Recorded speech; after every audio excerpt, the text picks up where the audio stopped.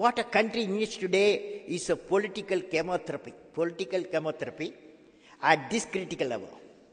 People with the national spirit, leaders with impeccable track record in all walks of life, and ignited youth with bubbling aspiration to make the nation developed cannot be watching silently allow this situation to continue, which will hamper the progress of the country toward the vision of realizing the developed India before 2020. All the people who want to make this nation a developed country should unite at all levels, irrespective of political affiliation, bring back the governance in its track, and take this nation towards achieving the vision of developed India 2020. The political leaders, irrespective of their party affiliations, have to have the courage to discuss these problems in parliament, not silent parliament, and state assemblies in all its dimensions, find a short-term and long-term measure to ensure that the country has top ranking in development rather than in corruption. Now today, a youth brigade assembled, all of you according to me a brigade, today youth brigade assembled here consists of college, university students and also school students. We will all take an oath because everyone belongs to a family. The youth brigade of the country can promote the corruption-free families. Corruption-free, after all, if you see, we are a billion people. A billion people, you come back. You come back. A billion people live in 200 million houses, isn't it? Each house 5 people, father, mother, with 2 daughters, 1 son, or 2 sons, 1 daughter. Okay? So the 200 million houses, Chunjinagiri, I had a conference like this, 100,000 students. Chunjinagiri in Karnataka. Swamiji was there.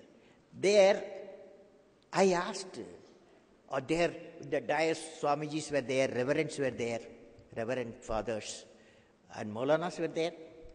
All political leaders were there. I asked them, what is the percentage of houses God is not corrupt? What is the percentage of homes are corrupt out of 200 million homes? I asked them. They turned the other side.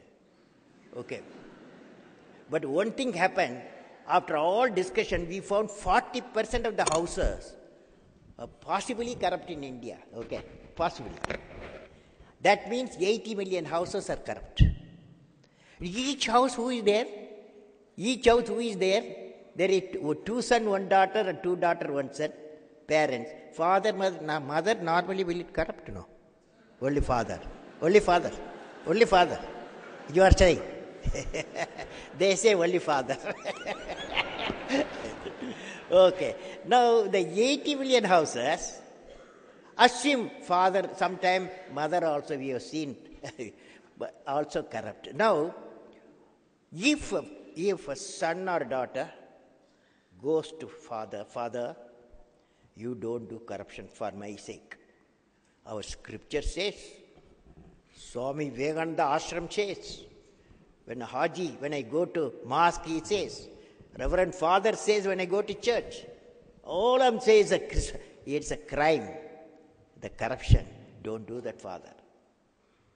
No, I asked the students, how many of you will have a courage to say to your father, Father, come out of the corruption? How many of you? There was a pin drop silence. Hello? There was a pin drop silence. Nobody answered me. And then suddenly I found all the students got up. Yes, we'll do it. I didn't believe them. Then I turned to mother's side. Mother's also sitting. I asked mothers, if your daughter or son comes to you, if your husband unfortunately corrupt, what will you do? I asked. She, after a lot of thinking, she represents the whole womanhood. She said, our sons and daughter has got a tool, their greatest tool. That's a love. They have towards us and we have towards them. When they come and tell us, we are corrupt, father is corrupt, the home is corrupt, it's a great insult. We have to come out of it. How many of you will come out of it? How many of you? But you have courage to say to your parent if he is corrupt. How many of you? Okay, now I am